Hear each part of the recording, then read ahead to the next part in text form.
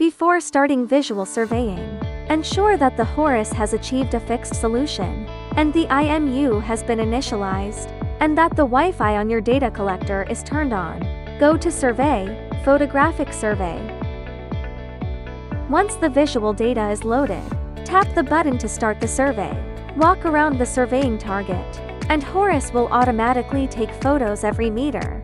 Make sure the main target remains within the frame. The number of captured photos will appear on the screen.